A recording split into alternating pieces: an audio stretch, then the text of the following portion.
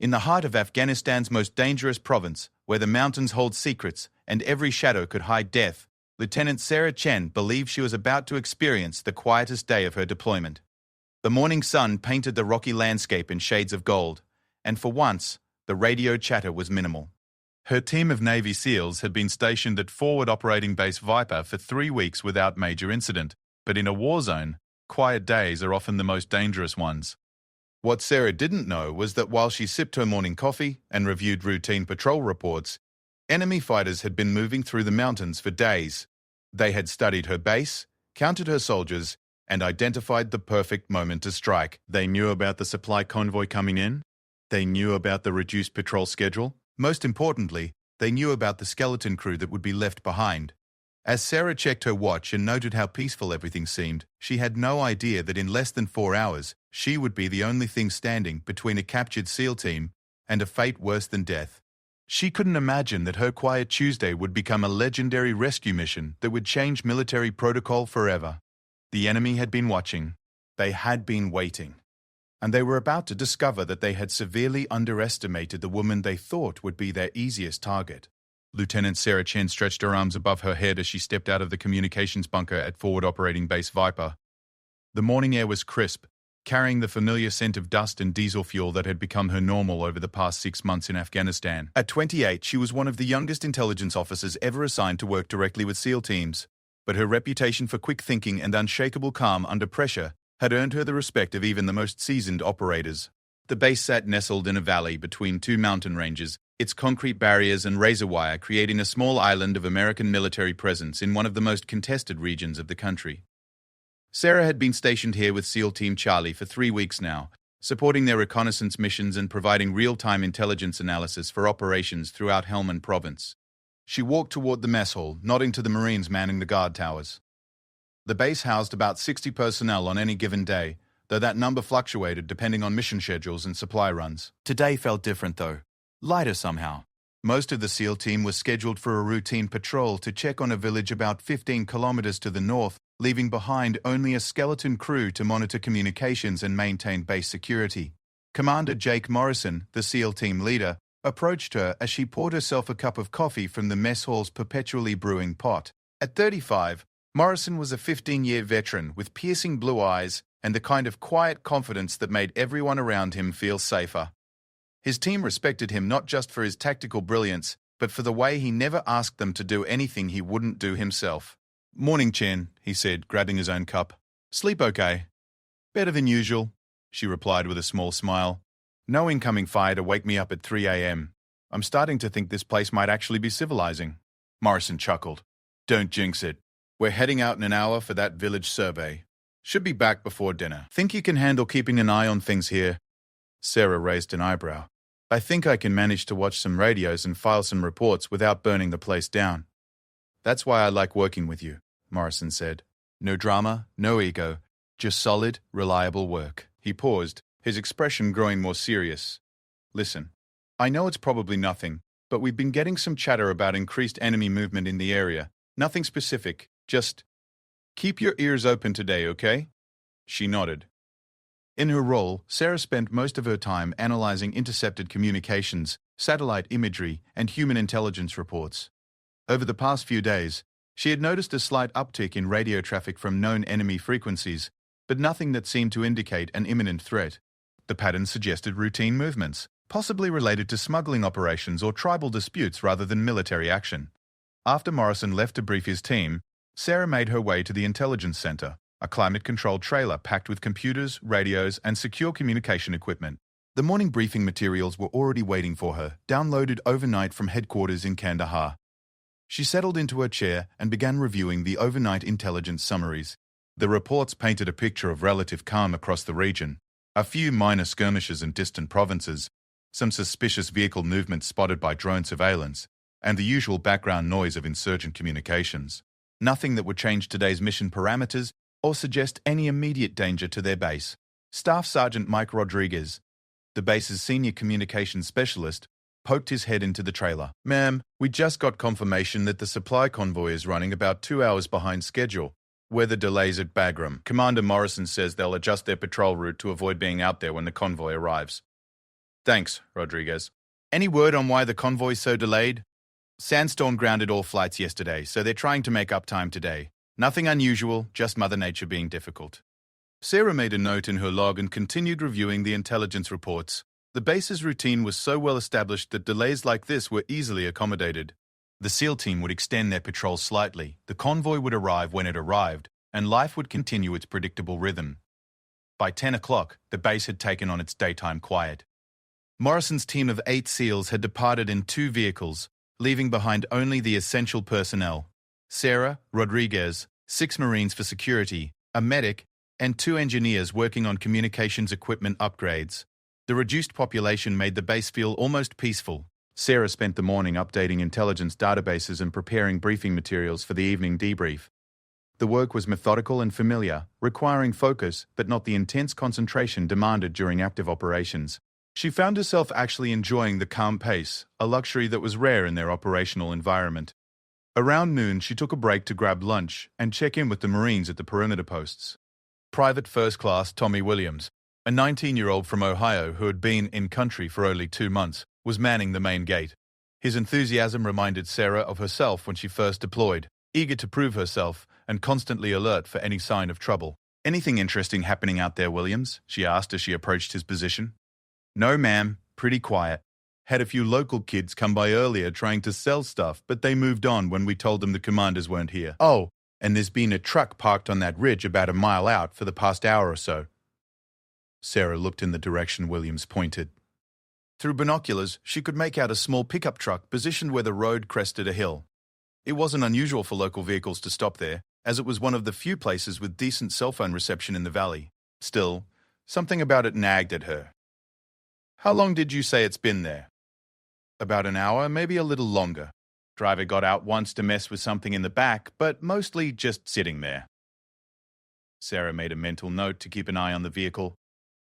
In her training, she had learnt that insurgents often use spotters to monitor base activities, timing patrols, and identifying periods of reduced security. While a single truck wasn't necessarily cause for alarm, it was worth monitoring. She returned to the intelligence center and pulled up the base's camera feeds on her computer. The long-range cameras could just barely make out the truck Williams had mentioned. As she watched, she saw a figure move around the vehicle briefly before getting back inside. The distance was too great to make out any details, but the behavior seemed consistent with someone making a phone call or adjusting equipment. For the next hour, Sarah split her attention between her regular duties and periodic checks of the camera feeds. The truck remained in position, barely moving except for the occasional adjustment of its parking angle. By 2 o'clock, she had begun to feel genuinely concerned. She picked up the secure radio and tried to contact Morrison's team.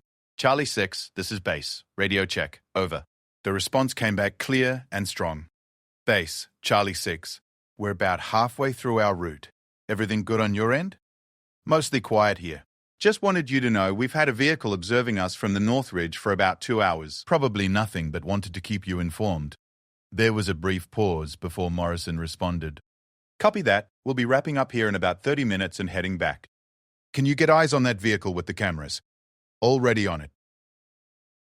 Single pickup truck, appears to have 1 or 2 occupants.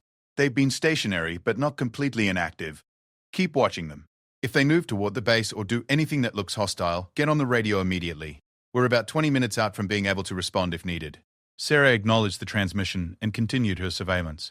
The truck remained in position for another 15 minutes, then suddenly started moving. Instead of heading away from the base as she hoped, it began descending toward the valley floor, following a route that would bring it much closer to their perimeter. She grabbed her radio again. "Charlie 6, be advised the vehicle is now moving toward our location. Appears to be taking the northern approach route." Morrison's voice carried a new edge of concern. "Copy. We're adjusting our route to get back faster. ETA now 15 minutes. Can you confirm how many occupants?" Sarah adjusted the camera zoom and studied the approaching vehicle carefully. "I'm seeing at least 2, possibly 3 individuals in the truck bed. Can't make out weapons yet, but they're definitely heading our way with purpose." As she spoke, the truck disappeared behind a cluster of rocks that blocked the camera's view. Sarah quickly switched to a different camera angle, but the vehicle had entered a blind spot in their surveillance coverage. The base's camera system was designed primarily to monitor the immediate perimeter, not to track vehicles at longer ranges. She contacted Rodriguez. "Sergeant, I need you to get the Marines to elevated alert status. We've got a vehicle approaching from the north that's been watching us for hours. Roger that, ma'am.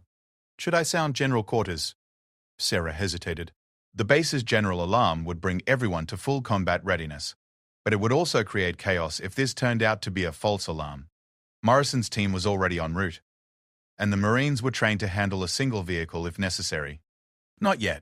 Just make sure everyone knows we've got potential visitors coming and to be ready for anything. She continued scanning with the cameras, trying to pick up the truck's position.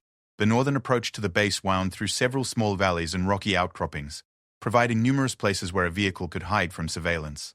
Her training told her that this was exactly the kind of terrain that insurgents like to use for ambush attacks. At 2:30, her radio crackled with Morrison's voice, but the transmission was broken and difficult to understand. Bays, Charlie 6, contact, north need immediate. The signal cut out completely. Sarah felt her heart rate spike as she tried to re-establish contact. Charlie 6, this is base. Please repeat your last transmission. Charlie 6, do you copy? Nothing but static. She tried again, adjusting frequencies and checking equipment connections. The radio system had been working perfectly all day, and there was no indication of equipment failure on her end. The most likely explanation was that Morrison's team was either in a dead zone for radio coverage, or their equipment had been damaged, or they were under attack. Sarah's training kicked in as she began following emergency protocols. She contacted Rodriguez again. Sergeant, I've lost comms with Charlie 6, and we still have that unidentified vehicle somewhere in our northern approaches. I'm declaring a security alert. Get everyone to their defensive positions. Copy that, ma'am. Sounding alert now. Oh, the base's alarm system activated with a series of short, sharp blasts that sent everyone scrambling to their assigned positions. Sarah could hear boots running across concrete and the metallic sounds of weapons being readied. Through her window, she watched Marines taking cover behind barriers and manning heavy weapons positions. Charlie 6, this is base. Please respond if able. Sarah looked at her watch. Morrison had said they were 15 minutes out when she lost contact, which meant they should have been arriving at the base any moment. The fact that they weren't visible on the access road, combined with the lost radio contact, suggested that something had gone very wrong. She picked up the secure satellite phone that connected directly to headquarters in Kandahar. In case of emergency, she was authorized to request immediate support, but calling for help would take time that they might not have. Attack helicopters were at least 30 minutes away, and ground reinforcements would take hours. Before she could make the call, Rodriguez's voice came over the internal communication system. Ma'am, we've got movement on multiple approaches. Looks like we're about to have company. Sarah grabbed her binoculars and moved to the window. Through the bulletproof glass, she could see figures moving among the rocks on 3 different sides of the base. They were still distant, but their movements were coordinated and tactical. This wasn't a random group of locals, or a single vehicle with mechanical problems. This was a planned attack. She keyed the radio one more time, hoping against hope that Morrison's team would respond. Charlie 6, if you can hear this, we are under attack at the base. Repeat, Base Viper is under attack. We need immediate assistance. The response that came back made her blood run cold. It wasn't Morrison's voice and it wasn't speaking English. Someone else was using their radio frequency.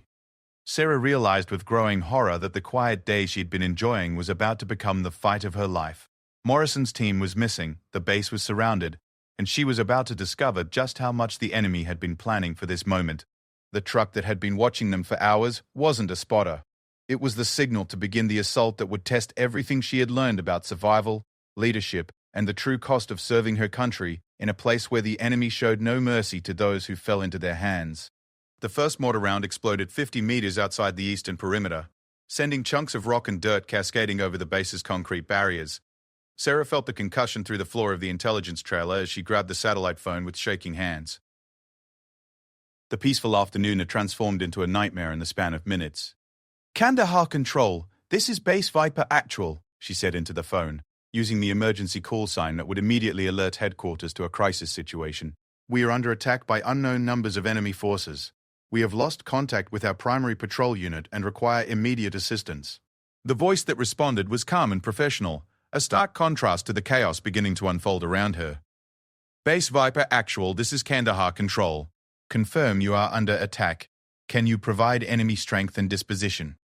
Another mortar round impacted closer to the base, this one landing just outside the northern gate. Through her window, Sarah could see muzzle flashes from at least 6 different positions in the surrounding hills. The attackers had chosen their time perfectly, waiting until the base was at its most vulnerable, with minimal personnel and no immediate backup available. Kandahar Control, we're taking mortar and small arms fire from multiple directions. At least 12 to 15 attackers visible, possibly more. Our SEAL team is overdue from patrol and not responding to radio calls. We have 14 personnel on base, defensive positions manned. Copy, Base Viper. Be advised we have attack helicopters spinning up now. ETA 25 minutes. Can you hold position until then? 25 minutes. Sarah looked around the intelligence trailer, noting how thin the walls were compared to the bunkers where the Marines had taken cover. 25 minutes might as well be 25 hours if the attackers managed to breach the perimeter. Affirmative, Kandahar Control. We'll hold position. As she ended the call, Rodriguez burst through the trailer door, his face streaked with dust and sweat. Ma'am, we've got a problem. They're not trying to overrun us. They're trying to pin us down. What do you mean? Look at their positions. They could have hit us a lot harder if they wanted to take the base quickly. Instead, they're keeping us busy while staying back far enough that our weapons can't reach them effectively. It's like they're waiting for something. Sarah felt a chill that had nothing to do with the air conditioning. Waiting for what? Her question was answered by the sound of vehicles approaching from the south, the direction Morrison's team should have been returning from. Through the window, she could see 2 Humvees racing toward the base at high speed, but something was wrong with the picture. The vehicles were moving too fast, their approach too erratic. She grabbed her binoculars and focused on the lead vehicle. What she saw made her stomach drop. The Humvee's windshield was spiderwebbed with bullet holes, and she could see figures slumped over inside. As the vehicle got closer, she realized it wasn't slowing down for the security checkpoint. Rodriguez, get on the radio. Tell the gate guards those vehicles are coming in hot. But before Rodriguez could respond, the lead Humvee crashed through the base's outer security barrier, its driver either unconscious or dead. The vehicle careened across the compound before slamming into the side of the motor pool building. The second Humvee managed to stop just inside the gates, its horn blaring continuously as if someone was leaning on it. Sarah and Rodriguez ran from the trailer toward the crashed vehicles, staying low as bullets whined overhead from the attackers in the hills. The base's Marines maintained disciplined fire, but their targets were at maximum range and mostly concealed behind rocks. The first person they reached was Petty Officer Danny Kim, a medic from Morrison's team. He was slumped over the steering wheel of the second Humvee, blood running down his face from a head wound, but he was conscious and trying to talk. They got them, Kim gasped as Sarah and Rodriguez pulled in from the vehicle. Ambush, about 3 miles out. Morrison, Hendricks, Johnson, they took them alive. Sarah felt the world tilt around her. How many got away? Just me and Patterson. Kim pointed weakly toward the crashed Humvee. Patterson's hurt bad. They let us go on purpose. Said they wanted us to deliver a message. Rodriguez helped Kim to cover behind a concrete barrier while Sarah ran to check on Patterson. The young SEAL was unconscious but breathing, his left arm clearly broken and blood seeping through his tactical vest from what looked like a through-and-through gunshot wound in his shoulder. Corpsman! Sarah yelled, and the base's medic, Hospital Corpsman First Class Maria Santos, came running from her defensive position. As Santos began working on Patterson, Sarah turned back to Kim. What message? What did they want you to tell us? Kim's eyes were glazed with shock, but he managed to focus on her. They said they know about the supply convoy coming today. They want all our ammunition and equipment, or they'll start sending us pieces of the team members they captured. The pieces of the puzzle clicked together in Sarah's mind with horrible clarity. The truck that had been watching them for hours wasn't just gathering intelligence about the base's defenses. It was coordinating the timing of the attack with the expected arrival of the supply convoy. The attackers knew that a convoy meant valuable supplies, and they had planned to capture both the convoy and use the SEAL team as leverage to ensure cooperation. Another mortar round exploded near the communications bunker, close enough that Sarah felt shrapnel ping off the concrete near her head. The attackers were getting bolder, adjusting their aim as they figured out the base's defensive positions. Rodriguez, I need you to get on the radio to Kandahar. Tell them we have confirmed friendly casualties and that the enemy has taken prisoners. Make sure they understand that any air support needs to be careful not to hit potential hostage locations. Yes, ma'am. What about the convoy? Sarah checked her watch. If the convoy was running 2 hours behind schedule as originally reported, it would be arriving within the next 30 to 40 minutes. The convoy would be expecting to find a secure base ready to receive supplies, not a firefight in progress. I need to warn them off before they drive straight into this mess. While Rodriguez worked on communications, Sarah assessed their tactical situation. The base's 14 remaining personnel were holding defensive positions, but they were designed to repel a frontal assault, not a siege. Their ammunition was sufficient for a short engagement, but if this dragged on for hours, they would start running low on everything, from bullets to water. More importantly, every minute that passed was a minute longer that Morrison and his captured men were in enemy hands. Sarah had read enough intelligence reports to know what insurgent groups in this region did to captured American soldiers. The window for rescue was measured in hours, not days. She made her way to the command bunker, a reinforced concrete structure in the center of the base that housed the primary radio equipment and tactical maps. Staff Sergeant Williams, the Marine squad leader, was coordinating the defensive fire from there. Williams, what's our ammunition status? We're good for now, ma'am. But if they keep us pinned down like this for more than a few hours, we'll start to get tight. The bigger problem is that they've got us boxed in. Every time one of my Marines tries to get a better firing angle, they take accurate fire from multiple positions. Sarah studied the tactical map on the wall. The base was positioned in a natural bowl, with hills rising on three sides. It was a defensible position against a frontal assault, but it became a trap if the enemy could establish positions on the high ground and wait them out. Any chance of breaking out to more defensible terrain? Not without taking serious casualties. They've got overlapping fields of fire covering all the obvious escape routes. We could probably punch through on one side, but we'd lose people doing it. The radio crackled with an incoming transmission from the supply convoy. Sarah grabbed the handset. Viper Base, this is Convoy 7 Alpha. We're about 15 minutes out from your position. Please confirm security status for approach. Sarah took a deep breath. The convoy represented both an opportunity and a massive risk. If the attackers succeeded in capturing it, they would have enough weapons and ammunition to outfit a small army. But if she could coordinate with the convoy commander, they might be able to turn the tables on their attackers. Convoy 7 Alpha, this is Viper Base Actual. Be advised we are currently under attack by enemy forces estimated at 15 to 20 personnel positioned in the hills surrounding our base. We also have confirmed friendly prisoners being held by the enemy. Do not approach our position via the normal route. There was a pause before the convoy commander responded. Viper Base Actual, this is Colonel Martinez. Can you provide an alternate approach route? Sarah studied the map, looking for options. The convoy would be traveling with at least 4 heavily armed vehicles, and probably 20 to 30 soldiers. If they could approach from an unexpected direction, they might be able to catch the attackers between the base's defenders and the convoy's forces. Colonel Martinez, are you familiar with the mining road that approaches from the southwest? Affirmative. It's rough terrain, but we can manage it. That route should bring you in behind the primary enemy positions. If you can coordinate your arrival with a breakout attempt from our position, we might be able to squeeze them between us. Give us 20 minutes to reposition and approach from that direction. Can you hold until then? As if in response to the question, a new sound joined the mortar explosions and rifle fire. Sarah heard the distinctive whine of an incoming rocket-propelled grenade. She had just enough time to yell, "RPG!" before the warhead slammed into the side of the intelligence trailer. The explosion threw Sarah to the ground as debris rained down around the command bunker. When the dust cleared, she could see that the trailer where she had been working just minutes earlier was now a burning wreck. If she had still been inside, she would have been killed instantly. "Ma'am, you okay?" Williams helped her to her feet, and she realized her ears were ringing from the blast. "I'm fine. How are our positions?" "Still intact, but they're definitely escalating. That RPG came from a position we hadn't seen before. They're moving closer." Sarah wiped blood from a cut on her forehead and tried to think clearly despite the chaos around her. The enemy's escalation suggested they were on a timeline too. They wanted to resolve this situation before reinforcements arrived, which meant they would probably make a major push soon. Her radio crackled with Kim's voice. He had recovered enough to be coherent, though he was clearly still in shock. "Ma'am, there's something else they told me. They said they'd trade all 3 prisoners for you specifically."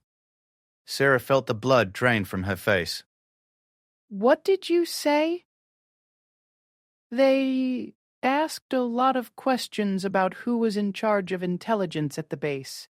They knew your name, your rank, everything. They said if you surrender yourself to them, they'll let Morrison and the others go. The command bunker fell silent, except for the ongoing sounds of gunfire outside. Sarah realized that this entire attack hadn't been a random opportunity strike. It had been planned specifically to capture her, using Morrison's team as bait to force her surrender. But why? What did they think she knew that was worth orchestrating such an elaborate operation? Williams broke the silence. Ma'am, with respect, you can't be seriously considering that. Sarah wasn't considering it, but she was trying to understand what the enemy's real objective was. If they wanted intelligence from her, it meant they thought she had information valuable enough to justify this level of risk and resources. The problem was, she couldn't think of anything she knew that would be worth a coordinated assault on an American military base. Another mortar round exploded nearby, closer than the previous ones. The attackers were walking their fire toward the command bunker, and it was only a matter of time before they found the range. Williams, we need to be ready to move these positions if they get much closer with those mortars. Do we have alternate fallback positions prepared? Yes, ma'am. We can move to the vehicle maintenance building if necessary. It's got thicker walls and better concealment. Sarah checked her watch again. The convoy was still at least 15 minutes away, and the attack helicopters were still 10 minutes out, even if everything went perfectly. That was too long to wait passively while the enemy closed in. She made a decision that would either save Morrison's team or get them all killed. But doing nothing was definitely going to get them all killed, so the choice was clear.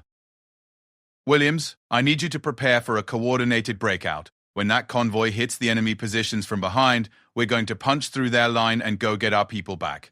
The Marine Sergeant grinned, despite the circumstances. Now you're talking, ma'am. What's the plan? Sarah crouched behind the concrete barrier, studying the enemy positions through her binoculars, while mortar rounds continued to rain down around the base. The attackers had established a rough semicircle in the hills, with their heaviest weapons positioned to cover the main approaches to the base. But their formation had a weakness that she hoped to exploit.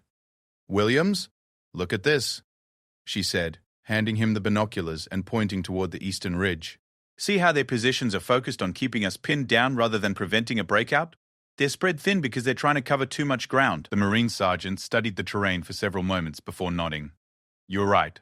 If we hit them hard on one side while the convoy comes in from behind, we might be able to punch through before they can reposition. Sarah pulled out her tactical map and spread it on the bunker floor. Kim said the ambush happened about 3 miles north of here, probably somewhere along this valley. She traced a route with her finger. If they're holding Morrison's team somewhere nearby, it's most likely in one of these abandoned compounds from the old Soviet occupation. That gives us 3 or 4 possible locations to check, Williams said. How do we narrow it down? Before Sarah could answer, her radio crackled with an incoming transmission. Viper Base, this is Ghost Rider 7-1. We have eyes on your position and are standing by for target designation. Sarah felt a surge of relief. The attack helicopters had arrived ahead of schedule. Ghost Rider 7-1, this is Viper Base Actual. We have friendlies potentially in the area, so I need precision strikes only. Can you identify enemy positions from your altitude? Affirmative, Viper Base. We're seeing muzzle flashes from approximately 8 positions in the hills around your base. Be advised we're also tracking 3 vehicles moving rapidly toward your location from the north. More enemy reinforcements. Sarah realized they were rapidly running out of time before the situation became completely untenable. Ghost Rider 7-1, can you engage those vehicles without risking civilian casualties? The vehicles are moving through populated areas. We need them in clear terrain before we can engage. Sarah cursed under her breath. The enemy was using the local civilian population as cover, knowing that American forces would hesitate to fire in areas where innocent people might be caught in the crossfire. It was a tactic that insurgents had used effectively throughout the war. Copy, Ghost Rider. Stand by for target designation on the mortar positions. I'll mark them with smoke. She turned to Williams. We need to move now, before those reinforcements arrive. Get your Marines ready for a breakout toward the eastern ridge. I'll coordinate with the helicopters to suppress the enemy positions. Just long enough for us to get through their lines. Ma'am, with respect, you should stay here and coordinate the air support. Let me take a team to search for the prisoners. Sarah shook her head. They asked for me specifically, which means I'm the one who might be able to negotiate if we find them. Besides, you're going to need every rifleman you can get if this goes sideways. The sound of approaching vehicles was getting louder, and Sarah could see dust clouds rising from multiple directions. The enemy reinforcements would be arriving within minutes, and once they did, any chance of breaking out would disappear. She grabbed the radio again. Convoy 7 Alpha, what's your ETA on the alternate approach? Viper Base, we're 5 minutes out from engaging enemy positions on the southwest ridge. Are you ready to coordinate your breakout? Sarah looked around the bunker at the faces of the Marines and the wounded SEALs. These young men and women were about to risk their lives based on her tactical assessment and leadership decisions. The weight of that responsibility was something no amount of training could fully prepare someone for. Affirmative, Convoy 7 Alpha. On your signal, we'll move toward the eastern positions. Go Strider 7-1. I need suppressive fire on the mortar positions as soon as the convoy engages. She turned to Williams. How many people can you spare for the search team? 4 Marines plus myself. That leaves enough to hold the base if we don't make it back. It wasn't many people to search multiple compounds while under fire, but it would have to be enough. Kim, are you able to move? The injured SEAL medic had been listening to their planning from his position against the concrete wall. Despite his head wound, his eyes were clear and focused. I can move, ma'am. And I know exactly where they took the team. Everyone turned to look at him. You said you didn't know where they were being held. I didn't want to say anything over the radio in case they were listening, Kim explained. But when they let Patterson and me go, I saw them moving Morrison and the others toward the old mining complex about 2 miles northeast of here. There's a series of tunnels and buildings there that would be perfect for holding prisoners. Sarah felt a mix of hope and dread. The mining complex was well known to American forces as a potential hiding spot, but it was also extensively fortified and difficult to assault. If the enemy had chosen it as their prison, it meant they were confident they could defend it. How many guards did you see? At least 6 with the prisoners, but there could be more positioned around the complex. The whole place is designed to channel attackers into kill zones. The radio crackled with Colonel Martinez's voice. Viper Base, we have visual contact with enemy positions. Beginning our attack run now. Through the bunker's windows, Sarah could hear the distant sound of heavy machine guns and automatic rifles as the convoy engaged the enemy positions from behind. The mortar fire that had been pounding their base suddenly stopped as the attackers turned to deal with this new threat. Ghost Rider 7-1, this is your window. Light up those mortar positions. The attack helicopter's response was immediate and devastating. Sarah watched through her binoculars as rockets and chain gun fire tore through the enemy positions on the western ridge. The explosions echoed off the valley walls, and she could see figures running from their positions as their carefully prepared ambush sites were destroyed. Williams, now! Move your team toward the eastern ridge. The Marine sergeant led his 4 men out of the bunker at a run.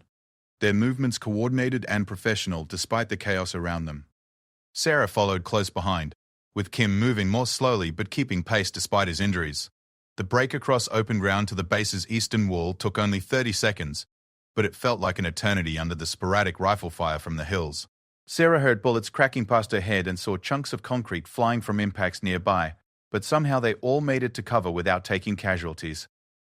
Base, this is Williams. We're at the eastern wall and ready to go over. Cover fire in 3, 2, 1. The remaining Marines in the base opened up with everything they had, sending a hail of bullets toward the known enemy positions on the eastern ridge. Under cover of this suppressive fire, Williams and his team used climbing ropes to scale the base's 10-foot concrete wall. Sarah had done this exact maneuver dozens of times in training, but never while under actual enemy fire. Her hands shook slightly as she clipped into the rope system, but her training took over, and she found herself moving up the wall smoothly, despite the adrenaline coursing through her system. As they dropped down on the other side of the wall, Sarah could hear the convoy's battle intensifying to their west. Colonel Martinez's forces were doing their job, keeping the main enemy force occupied, while the breakout team moved toward their objective. The terrain between the base and the mining complex was a mixture of rocky hills and small valleys, providing good concealment but making rapid movement difficult. Williams set a pace that balanced speed with caution, checking each piece of cover before exposing his team to potential sniper fire. About halfway to their objective, they encountered their first enemy position. 2 insurgents had been positioned as a rear guard, probably to watch for exactly the kind of breakout attempt that Sarah's team was making. Williams spotted them first, using hand signals to indicate their location to the rest of the team. The engagement was brief and decisive. The Marines' superior training and equipment gave them an overwhelming advantage in a straight firefight. Within seconds, both enemy fighters were down, and the team was moving again. Ma'am, one of the Marines whispered to Sarah as they approached the final hill before the mining complex. We've got movement ahead. Looks like they're expecting us. Sarah crawled forward to where Williams was observing the target through his rifle scope. The mining complex spread across a small valley, with several concrete buildings connected by a network of trenches and tunnels. She could see at least 4 enemy fighters positioned around the perimeter, with more probably hidden inside the buildings. Kim, which building do you think they're holding the prisoners in? The SEAL medic studied the complex through binoculars. That large building on the far side. It's got the fewest windows and the thickest walls. If I wanted to hold prisoners securely, that's where I'd put them. Sarah could see the building he was talking about. It was about 200 meters from their current position, across open ground that was covered by multiple defensive positions. Getting there would require either stealth or overwhelming firepower, and they didn't have enough people for a direct assault. Williams, can your team create a diversion on this side while Kim and I try to approach the prison building from another direction? The Marine sergeant considered the plan for a moment. It's risky, ma'am. If you get pinned down over there, we won't be able to help you. If we don't try something, Morrison and his team are going to die. Sarah replied. The enemy reinforcements will be here soon, and once they arrive, this whole area will be locked down tight. As if summoned by her words, the sound of approaching vehicles could be heard from the south. The enemy reinforcements were getting closer, and their window of opportunity was shrinking rapidly. Sarah made her decision. Williams, give us 5 minutes to get into position, then start your diversion. Make as much noise as possible and try to draw them toward your position. Roger that, ma'am. Good luck. Sarah and Kim began working their way around the eastern side of the complex, moving carefully from cover to cover. The terrain was treacherous, with loose rocks that could give away their position if they weren't careful. Behind them, they could hear Williams and his Marines getting into position for their diversionary attack. As they got closer to the prison building, Sarah could see that Kim had been right about the enemy's choice of location. The building was positioned to be defensible from multiple directions, with clear fields of fire covering all the approaches. Getting inside would require either luck or a miracle. The diversion began with a tremendous crash, as Williams's team detonated an explosive charge they had placed near one of the outer buildings. The explosion was followed immediately by intense rifle fire as the Marines engaged targets throughout the complex. Sarah watched as enemy fighters responded exactly as she had hoped, moving from their positions around the prison building to deal with the threat from Williams's team. In the chaos and confusion, she and Kim were able to reach the base of the prison building undetected. Now came the hard part, getting inside and finding Morrison's team before the enemy realized what was happening.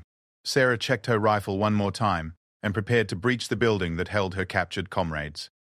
What she found inside would test everything she had learned about leadership, courage, and the lengths people would go to protect the soldiers under their command. Sarah pressed her back against the cold concrete wall of the prison building, listening to the sounds of Williams's diversionary attack echoing through the mining complex. The rifle fire and explosions were getting more intense, which meant the enemy was fully committed to dealing with what they perceived as the main threat. That gave her and Kim a narrow window to get inside and locate Morrison's team. The building's exterior was pockmarked with bullet holes from previous battles, and several of the windows had been bricked up to prevent entry. Sarah found what appeared to be a service entrance on the building's east side, a heavy steel door that was secured with a chain and padlock. The lock looked new, suggesting it had been recently installed by their captors. Kim moved up beside her, his face pale from blood loss, but his movements still steady. "I can handle the lock," he whispered, pulling out a small set of tools from his tactical vest. "Give me 30 seconds. While Kim worked on the lock, Sarah scanned the area around them. The diversionary attack was working perfectly, drawing enemy fighters away from their position. She could see muzzle flashes from at least 6 different positions as the insurgents tried to surround Williams's team. The Marine sergeant and his men were outnumbered, but their superior training and discipline were keeping them in the fight. The lock clicked open, and Kim carefully removed the chain. "We're in," he whispered. Sarah took point as they entered the building, her rifle raised and ready. The interior was dark and smelled of dust, motor oil, and something else she didn't want to think about. Their tactical flashlights cut narrow beams through the darkness, revealing a hallway lined with doorways leading to what had probably been offices or storage rooms during the complex's operational days. The building was larger than it had appeared from outside, with multiple levels connected by concrete staircases. As they moved deeper into the structure, Sarah began to hear voices coming from somewhere below them. The sounds were muffled and indistinct, but they were definitely human voices speaking in a mixture of languages. "Basement level," Kim whispered. "That's where they'd want to keep prisoners, harder to escape from, and the concrete walls muffle sound." They found the staircase leading down and began their descent carefully, testing each step before putting their full weight on it. The stairs were old, and some of them had begun to crumble, creating potential noise traps that could give away their presence. As they reached the basement level, the voices became clearer. Sarah could make out at least 3 different speakers, and one of them was definitely speaking English with an American accent. Her heart jumped as she recognized Commander Morrison's voice, though he sounded strained and exhausted. The basement was laid out as a series of interconnected rooms, probably designed for equipment storage when the mining operation was active. Sarah and Kim moved methodically from room to room, clearing each one before advancing. The enemy voices were getting closer, and Sarah could now hear what sounded like an interrogation in progress. In the fourth room they checked, Sarah found what they were looking for. Morrison, Hendricks, and Johnson were zip-tied to chairs in the center of the room, with 2 armed guards standing nearby. The SEALs had clearly been beaten with visible bruises and cuts on their faces, but they appeared to be conscious and alert. Sarah held up her hand to stop Kim and studied the situation. The guards were facing the prisoners, their attention focused on the interrogation. One was asking questions in broken English, while the other held a knife that he was using to make small cuts on Johnson's arms. The tactical situation was clear. 2 targets, good fields of fire, and the element of surprise. Sarah and Kim could take both guards before they had time to react, but they would have to be simultaneous shots to prevent either guard from harming the prisoners. Sarah held up 3 fingers, then 2, then 1. On 0, both Americans fired. The engagement lasted less than 2 seconds. Both guards dropped instantly, their weapons clattering to the concrete floor. Morrison looked up with relief and exhaustion as Sarah and Kim rushed into the room. "About time you got here," Morrison said with a weak grin. "I was starting to think you were going to leave us to vacation here permanently." "Sorry we're late," Sarah replied as Kim began cutting the zip ties with his knife. Traffic was hell getting through enemy lines. As the 3 SEALs were freed, Sarah could hear running footsteps in the level above them. The sound of the shots had been muffled by the concrete, but apparently not enough. Someone was coming to investigate. "How many more guards in the building?" Sarah asked as she helped Morrison to his feet. "At least 4, maybe 6, Hendricks answered, rubbing his wrists where the zip ties had cut into them. "They've been rotating shifts every few hours. Can you fight?" Morrison picked up one of the guards' rifles and checked the action. "We're beat up, but functional." "What's the extraction plan?" Sarah quickly explained the situation outside while Kim distributed ammunition from the dead guards. The diversionary attack was still ongoing, but Williams's team couldn't hold out indefinitely against superior numbers. "Our best bet is to fight our way to the roof and signal for helicopter extraction," Sarah said. "The attack helicopters are still on station, and they can provide cover fire while we're pulled out." The footsteps above them were getting closer, and Sarah could hear voices calling in the local language. Someone was organizing a search of the building, and it was only a matter of time before they were discovered. "Move," Morrison ordered, taking point despite his injuries. "Kim, you and Johnson watch our Sikhs. Hendricks, stay with Sarah." They moved quickly through the basement rooms toward the staircase they had used to enter the building. But as they reached the bottom of the stairs, Sarah could hear movement from above. The enemy had found their entry point and was beginning to sweep downward. Morrison held up his hand to stop the team and listened carefully to the sounds from above. "At least 3 people coming down. We can't go back the way we came." "Is there another way out?" Sarah asked. Kim had been studying the basement layout while they moved. There should be an emergency exit on the far side of the building. Most of these old Soviet installations had multiple escape routes. They reversed direction and headed toward the back of the building, moving as quickly as possible while remaining quiet.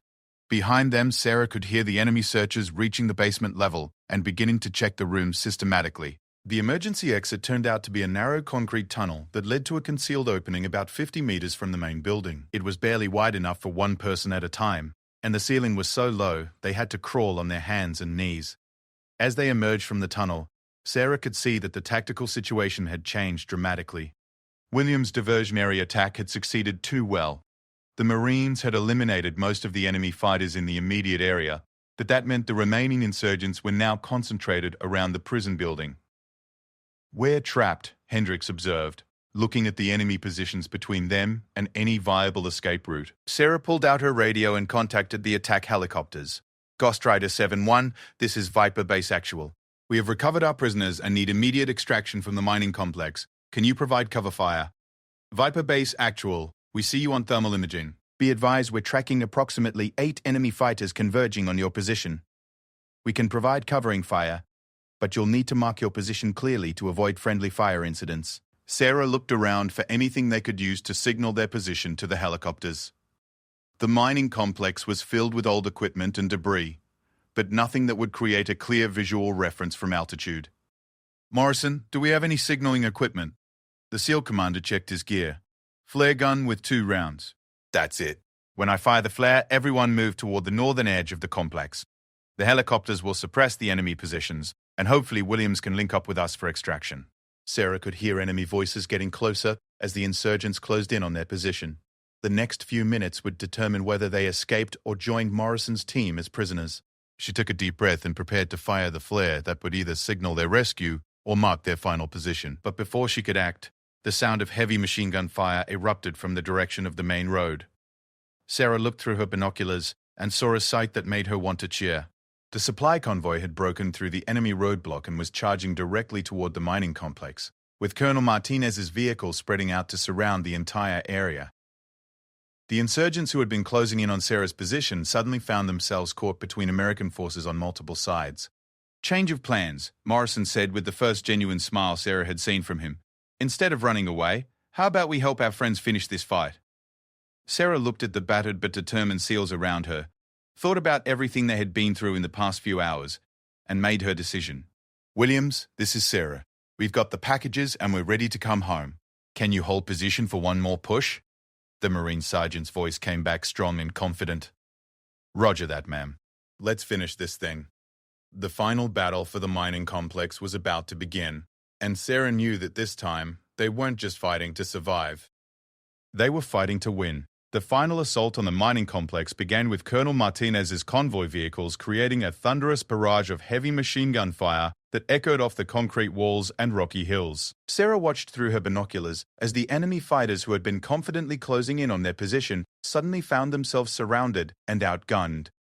Morrison had taken charge of their small group with the natural authority that came from years of leading men in combat. Despite the beating he had received during his captivity, his tactical instincts were sharp and his voice steady as he coordinated their next move. Hendricks, Johnson, take the left flank and work your way toward Williams' position. Kim, you're with Sarah and me. We're going to punch through the center and link up with the convoy. The plan was simple and direct, which was exactly what they needed in their current situation. Complex maneuvers could wait until they had secure communications and proper support. Right now, they needed to break the enemy's remaining resistance and get everyone to safety. Sarah fired the flare gun, sending a brilliant red signal into the sky that would mark their position for both the attack helicopters and the convoy forces. The response was immediate and devastating. Ghost Rider 7-1 swooped low over the complex, its chain gun tearing through enemy positions with surgical precision. Go! Go! Go! Morrison shouted, and the group broke from cover simultaneously. The next few minutes were a blur of movement, gunfire, and controlled chaos. Sarah found herself running across terrain that had seemed impossible to traverse just hours earlier, her rifle barking as she engaged targets that appeared from behind rocks and building corners. The intensive training she had received for her assignment with the SEAL team was paying off as her body moved through combat actions that had become muscle memory through countless repetitions. Kim, despite his injuries, kept pace with the group and provided accurate covering fire whenever they encountered resistance. Sarah could see that the young medic had pushed his physical limitations beyond what should have been possible, running on nothing but determination and loyalty to his team. The enemy's resistance began to crumble as the convoy's overwhelming firepower eliminated their prepared positions one by one. Sarah could see insurgent fighters breaking from cover and attempting to flee toward the hills, but the attack helicopters were waiting for them. Very few would make it to safety. Williams' Marine team appeared from behind a cluster of buildings, their rifles trained on the approaches as they provided covering fire for Sarah's group. The Marine sergeant himself looked like he had been through a meat grinder, with his uniform torn and dirt covering his face, but his eyes were alert and his weapon ready. "Ma'am, good to see you made it," Williams called out as they reached his position. "We've got the area mostly secured, but there might still be a few holdouts in the southern buildings." Colonel Martinez's voice came over the radio, clear and confident. "All units, this is Convoy 7 Alpha. We have established a security perimeter around the complex. Medevac helicopters are inbound for wounded personnel." Sarah felt the tension that had been driving her for hours finally begin to ease. They had done it. Against odds that should have been insurmountable, they had rescued Morrison's team and defeated an enemy force that had been planning this operation for weeks. But as the immediate crisis passed, Sarah began to think about the larger implications of what had happened. The enemy's knowledge of their operations, their specific interest in capturing her, and the sophisticated coordination of their attack suggested that this had been more than a random, opportunistic strike. Morrison seemed to be thinking along the same lines.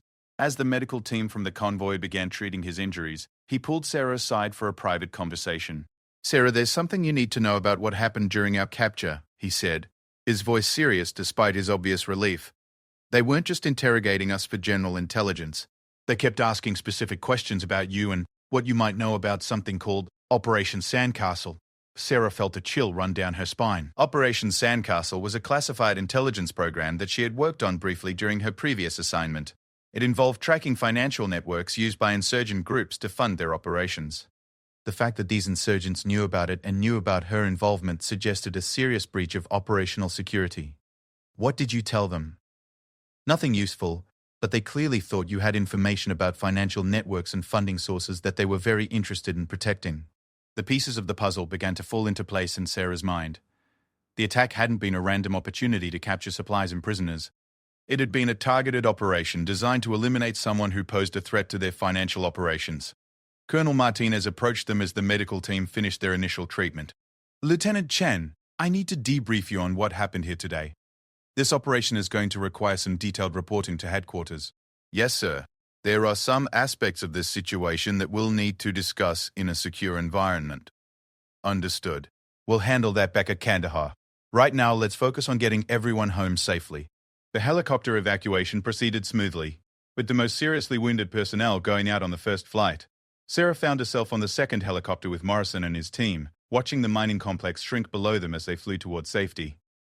As they flew over the countryside, Sarah could see smoke rising from several locations where the day's battles had taken place. The quiet morning she had started with seemed like it had happened weeks ago instead of hours. The person who had been enjoying peaceful routine at Forward Operating Base Viper felt like a stranger now. Morrison leaned over to speak to her over the helicopter's engine noise. "You know, when I first heard that headquarters was sending us an intelligence officer, I wasn't sure how it was going to work out. Most of the analysts I've worked with were great at their jobs, but they'd never been in a real firefight." "And now?" Sarah asked. "Now I know that if I ever get captured again, I want you leading the rescue mission." The flight to Kandahar took 45 minutes, and Sarah spent most of it thinking about the intelligence implications of what they had discovered. If the enemy was specifically targeting American personnel based on their involvement in financial intelligence operations, it suggested a level of sophistication and inside information that was deeply troubling. At Kandahar Air Base, they were met by intelligence officers, medical personnel, and a full debriefing team. Sarah's role shifted from tactical operator back to analyst as she began the process of documenting everything that had happened and analyzing what it meant for future operations. The debriefing sessions lasted for 3 days, during which Sarah provided detailed accounts of every aspect of the attack and rescue operation. The intelligence picture that emerged was disturbing but valuable. The enemy had demonstrated capabilities and knowledge that suggested they were operating with better intelligence and coordination than previously believed. During one of the debriefing sessions, Sarah learned that her analysis of the enemy's financial networks had been more accurate than she had realized. Operation Sandcastle had successfully disrupted several major funding sources for insurgent activities in the region, which explained why they had been so interested in eliminating her. Colonel Martinez, who had been present for most of the debriefings, approached her after the final session. "Lieutenant, I wanted you to know that your actions during this operation are being recommended for recognition at the highest levels. You demonstrated exactly the kind of leadership and tactical thinking that makes the difference between success and failure in situations like this." "Thank you, sir. But honestly, I was just trying to bring everyone home safely." "That's exactly why you succeeded," Martinez replied. "You understood that the mission wasn't about defeating the enemy or protecting intelligence assets. It was about taking care of the people under your command." A week later, Sarah found herself back at Forward Operating Base Viper, which had been reinforced and expanded following the attack. The base that had seemed so peaceful and routine now buzzed with constant activity as additional security measures were implemented. Williams, who had been promoted to Staff Sergeant for his actions during the battle, approached her during the evening briefing. "Ma'am, I wanted to thank you for what you did. The way you handled that situation, it saved a lot of lives." "We all did our job, Sergeant. That's what made the difference." "Maybe, but you made decisions that a lot of people wouldn't have been able to make under that kind of pressure. That matters more than you might think." As Sarah walked around the base that evening, checking on the new security positions and reviewing intelligence reports, she reflected on how much had changed in such a short period of time. The quiet intelligence officer who had been enjoying a peaceful morning just days earlier had been tested in ways she never could have anticipated. The enemy had planned their operation carefully, using inside knowledge and sophisticated tactics to try to eliminate what they saw as a threat to their operations. They had captured some of America's most elite soldiers and used them as leverage to try to force Sarah's surrender. What they hadn't counted on was the determination of people who refused to abandon their comrades, the tactical skills that come from intensive training, and the kind of leadership that emerges when ordinary people are faced with extraordinary circumstances. Morrison's team had been rescued. The enemy's financial networks had been further disrupted, and Sarah had learned something about herself that she hadn't known before, that when everything went wrong and the odds seemed impossible, she was exactly the kind of person who would run toward the danger instead of away from it. The intelligence reports she filed about the operation would eventually lead to changes in security protocols, improvements in base defense procedures, and new approaches to protecting personnel involved in sensitive intelligence work. But for Sarah, the most important outcome was simpler than that. She had brought her people home. As she stood on the base's observation deck, looking out at the mountains where the battle had taken place, Sarah thought about the enemy fighters who had planned such an elaborate operation to capture or eliminate her. They had underestimated not just her capabilities, but the capabilities of everyone around her. The quiet day that had seemed so peaceful had turned into one of the most intense experiences of her life, but it had also proven something that she would carry with her for the rest of her military career and beyond. When people you care about are in danger, there is no limit to what you can accomplish if you're willing to risk everything to bring them safely home. The mountains were peaceful again as the sun set over Afghanistan, but Sarah knew that peace was something that had to be earned and protected every single day by people willing to face whatever darkness might emerge from the silence. She had learned that lesson in the hardest way possible, but it was a lesson that would serve her well in all the battles yet to come.